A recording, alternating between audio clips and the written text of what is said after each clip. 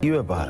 তুমি তোমার গরুর দাম তো দিয়ে আসছি, আর কোনো দাবি দাবা আছে থাকলে বলো, অসুবিধা নাই। আজকে ঈদের দিন, দরকার হলে কিছু টাকা দিব না। আমি যে টাকার জন্য আইনি, তাইলে কেন আসছো? গরুটারে নিজের হাত দিয়ে পালছি তো, এই হাত দিয়ে খাওয়াইছি, গোসল করাইছি, আদর করছি তো, এটার মতো দেখতে আইছি। ভালো ভালো করছো, ভালো করছো। চলো, ওই কোরবানি টোরবানি হয়ে গেলে কোরবানির মাংস নিয়ে যেও। আসো। মাস্টার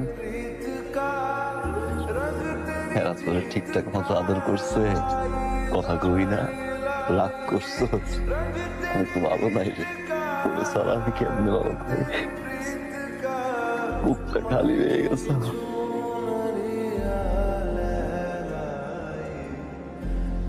ভাইজান, কোরবানি যেহেতু দিবেন, আমার মাস্টার যে আসতে পালাইয়েন, যাতে ওর জানটা কষ্ট না পায়।